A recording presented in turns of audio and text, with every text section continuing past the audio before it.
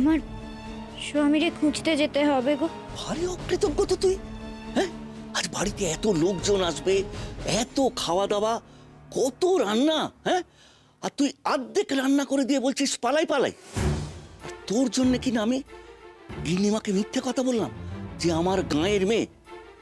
না, আজ তোর কোথাও যাওয়া চলবে না। এই যজ্ঞী বাড়ি রান্না করে দিয়ে তারপর তুই যেখানে খুশি যাবি। মায়ের পুজোর জন্য এই খাওয়া দাওয়া, আর তাতে তুই এরকম নেমোখারামি করবি? মা কি তোর কোনোদিন মনের ইচ্ছে পূর্ণ করবে? না না, আমি আমি সে কথা বলিনি। চ, ঘরটা পরিষ্কার করে দিবি। চ দাঁড়াও, ওদিকে আমি ও ঘরে যাবো না শঙ্কর কাকা। বড্ড কথা বলিস তুই। এখানে কাজ করবো না, ওখানে কাজ করবো না। আরে বাবা, কাজ মানে কাজ, ও তো কি আছে। চ, এই ঘরটা পরিষ্কার করে দিবি। চ চ চ চ না, এই ঘরটা পরিষ্কার করে দে।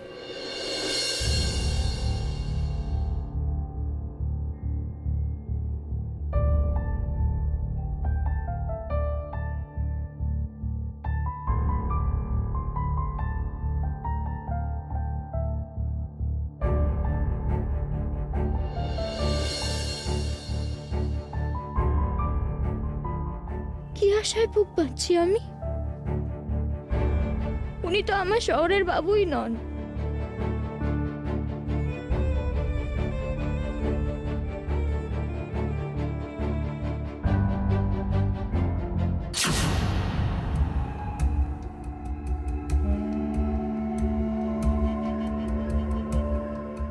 আবার এই কাজের মেয়েটা হাঁ করে তাকিয়ে আছে কেন? এ কি শঙ্করদা, আমি তো তোমায় ঘর পরিষ্কারের জন্য লোক আনতে বললাম, কিন্তু ওকে তো রান্নার কাজের জন্য রাখা হয়েছিল। এই মেয়ে, তুমি যাও রান্নাঘরে, যাও রান্নার কাজ করো, যাও। এই তুই আয়, আমি দেখছি বৌমনি আর কাকে এনে পরিষ্কার করা যায়। এই আয় আয়, তুই আয়।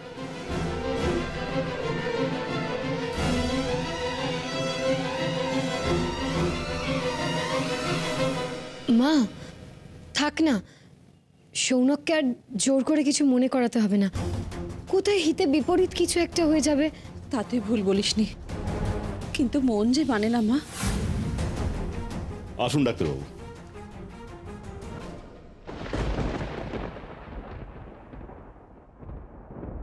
হ্যাঁ গো, খোকা তৈরি হলো? হ্যাঁ হ্যাঁ, এই যে। আসুন আসুন আসুন। ডাক্তারবাবু?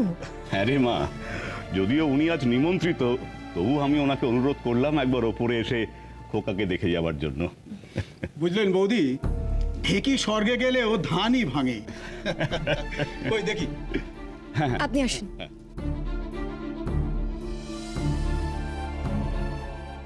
না না, এইভাবে পরপুরুষরা দেখা উচিত না। তাও যে কেন আমার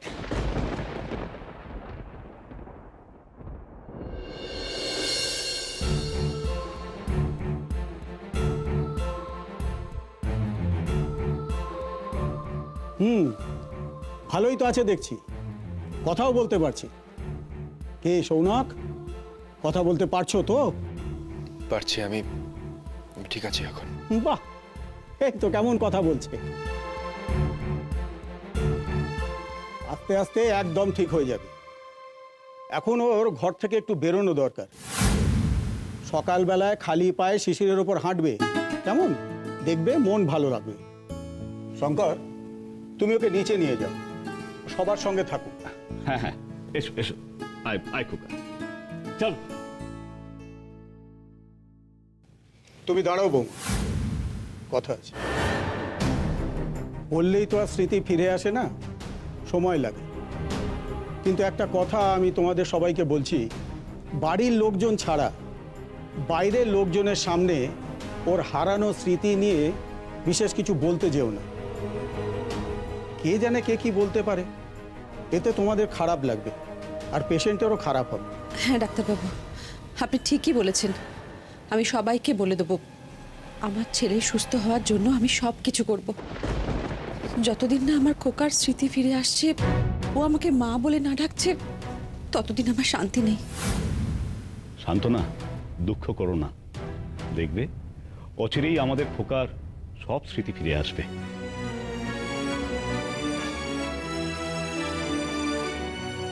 এই রে, স্মৃতি ফিরে পেলেই তো এই ছেলে এখানে থাকবে না, তাহলে ওকে সৌনক সাজিয়ে রাখবো কি করে আমি? ও সৌনক সেজে না থাকলে সম্পত্তি আমার হবে কি করে? না না, যে করেই হোক ওর স্মৃতি ফিরতে দেওয়া চলবে না। কিছু একটা আমায় করতেই হবে।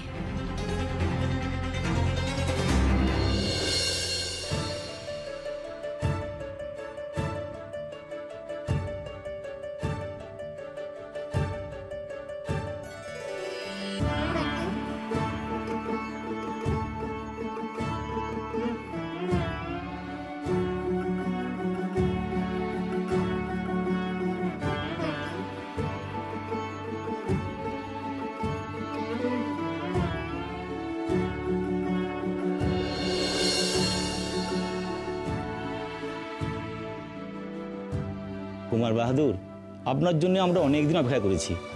আপনি ফিরে এসেছেন দেখে আমাদের ভীষণ আনন্দ হয়েছে। নমস্কার। খোকো, তুমি একটু এখানে দাঁড়াও, অনেক কাজ ওদিকে আমার পড়ে আছে। হ্যাঁ, আমি আসছি।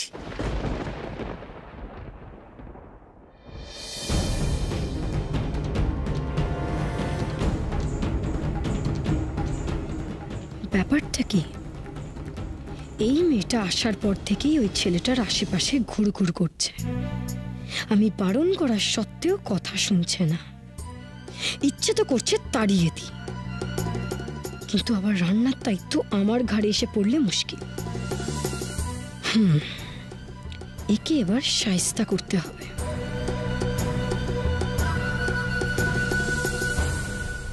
মা, ওই দেখো সরকারবাবু এসে গেছেন। তুমি বরঞ্চ এখানে একটু দাঁড়াও ওর কাছে, আমি বরঞ্চ দেখে আসি উনি শরবত পেয়েছেন কিনা।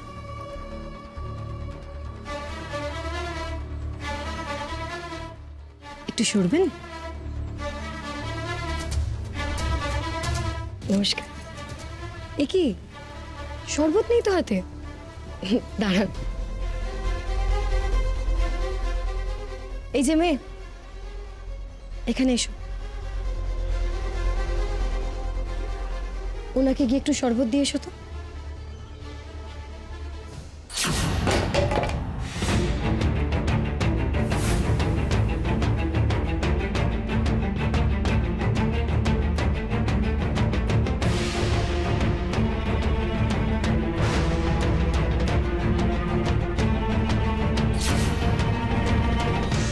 কি হলো? কি আবার হবে বাবা?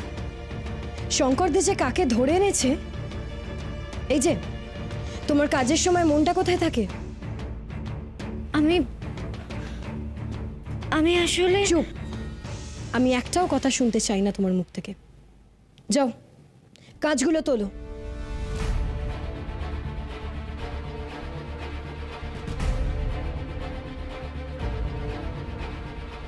আমার স্বামী নিচে খালি পায়ে নেমে এসেছে। ওর পায়ে কিন্তু কাঁচও ফুটে যেতে পারে। ভালো করে কিন্তু কাঁচটা পরিষ্কার করো।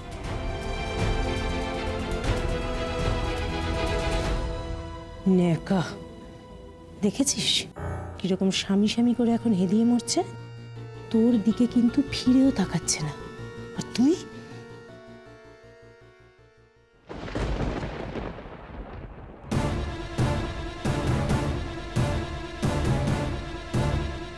শঙ্করদা, ওর জুতোটা তুমি ওপর থেকে নিয়ে এসো।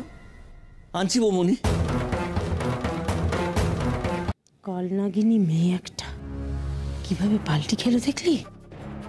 আর তুই, তোর কোনো শিক্ষা নেই না, লজ্জাও নেই। তোর কপালে জুতো আর ঝাঁটাই আছে।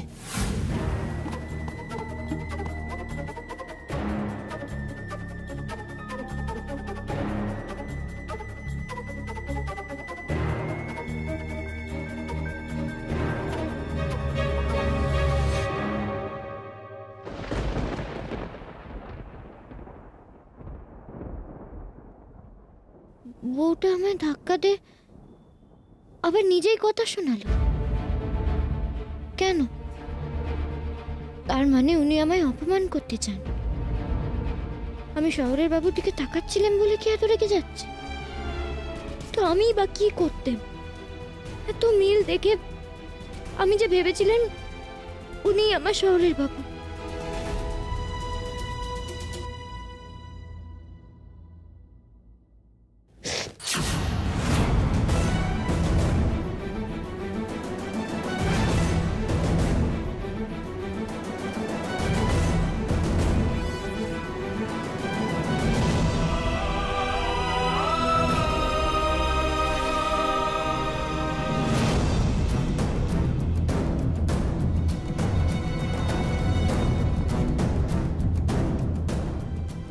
হাত কেটে গেল আর কেউ দেখলো না?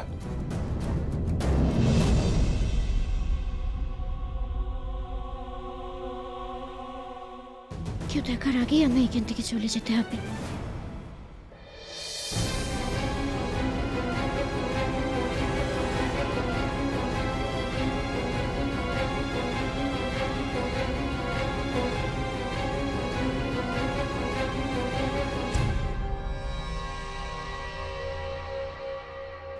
আশ্চর্য, ও তো ওষুধও লাগালো না।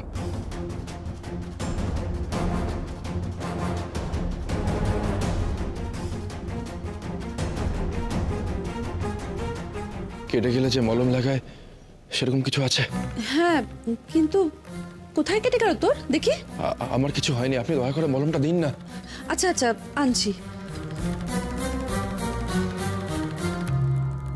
মা, খাবারগুলো ঢাকবো, একটা সাদা কাপড় পাওয়া যাবে? না না, তুমি পারবে না। দাঁড়াও, আমি দিচ্ছি, একটু ছেলের সঙ্গে কথা বলে নি। কোথায় গেল ছেলেটা? মলম কার জন্য চাইলো?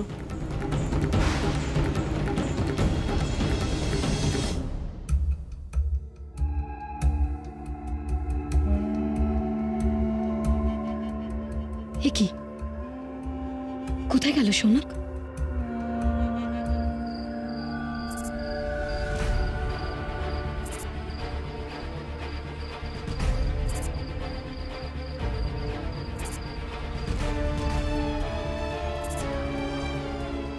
কোথায় গেল মেয়েটা?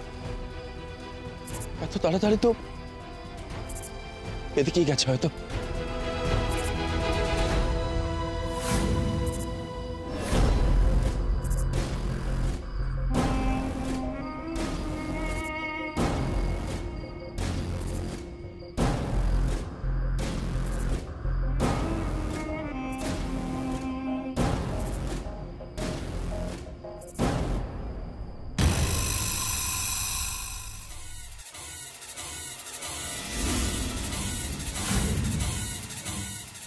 এ কি? কোথায় গেল সৌনক? হঠাৎ করে সবার মধ্যে থেকে বেরিয়ে এলো কেন?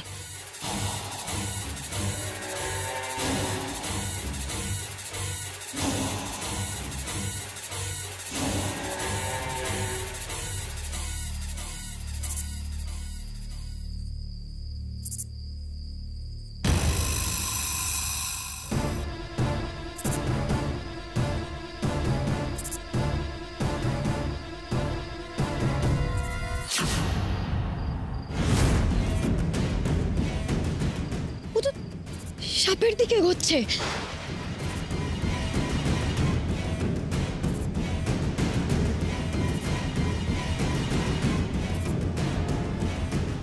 তুমি আমার রাতের ঘুম কেড়ে নিয়েছো, আর এখন আমার নাগ বাসন্তের ঘুম কেড়ে নিতে যাচ্ছ। দাঁড়াও!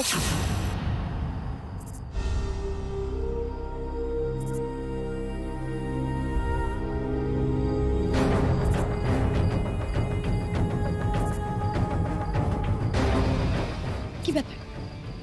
তুমি এখানে কি করছো? সবার মাঝখান থেকে কেউ এইভাবে বেরিয়ে আসে? মা চিন্তা করবে না তোমাকে নিয়ে? আর বারবার এইভাবে হারিয়ে যেতে নেই। চলো এখান থেকে, চলো। ওর হাত কেটে গেছে, ওর হাত থেকে রক্ত বেরোচ্ছে, ওর হাতে মলম লাগাতে হবে। কোথায় ও? কে? ওই যে নতুন কাজের মেয়েটা। কে, বিন্দি? আরে হ্যাঁ, ওর হাত কেটে গেছে, হাত থেকে রক্ত বেরোচ্ছে, আর ও রক্ত বন্ধ করার চেষ্টা না করে কাজ করে চলেছিল, কিন্তু তিনি তো আমার শহরের বাবু নন। তাহলে আমার হাত কেটে যাওয়া ইনি এত অস্থির হচ্ছেন কেন? আশ্চর্য, ওই মেয়েটার হাত কেটে গেছে বলে এই লোকটা মলম নিয়ে ছুটে এলো। খুব টান দেখছি দুজন দুজনের প্রতি। লোকটা সত্যি সবকিছু ভুলে গেছে নাকি এসবের ভান করে ঠকাচ্ছে? কিন্তু এখন ওই আমার তরুপের তাস, ওকে আমি কোনো মতে হাতের বাইরে যেতে দেব না। কারণ বাড়ির সবাই বিশ্বাস করে নিয়েছে যে ওই সৌনক। ঠিক আছে, ও তো বাচ্চা মেয়ে নয়, নিজের ব্যবস্থাও নিজে করে নেবে। না না, এদের বড্ড বাড়াবাড়ি হয়ে যাচ্ছে।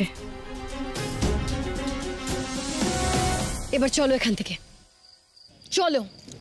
আরে হয়তো হয়তো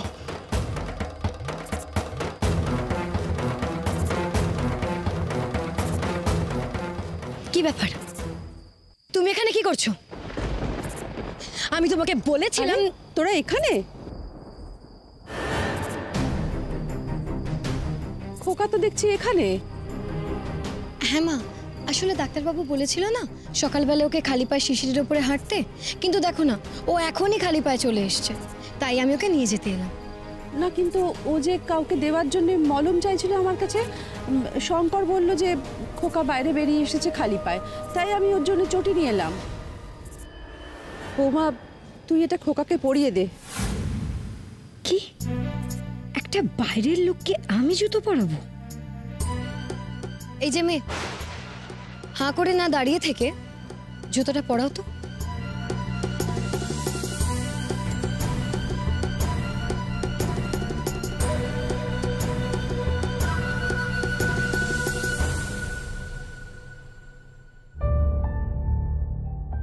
দুজন মানুষের মধ্যে এত মিল, দেখে বোঝারই উপায় নেই যে ইনি আমার শহরের বাবু নন।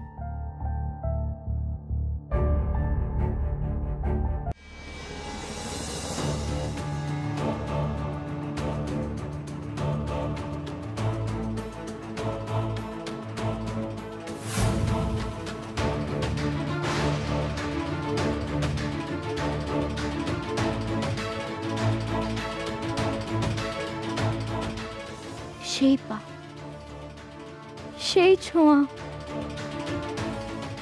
কে ইনি?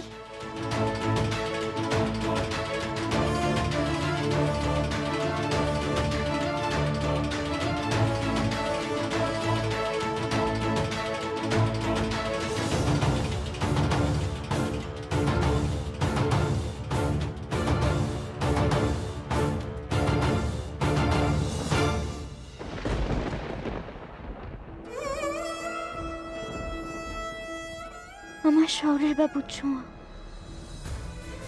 ইনি কি করে অন্য কেউ হন? না না, অসম্ভব। ইনি কিছুতেই অন্য কেউ হতে পারেননি। কিন্তু এই জন্মদা, হেমা সিদ্ধেশ্বরী, তুমি আমার সাথে কি খেলা খেলছো?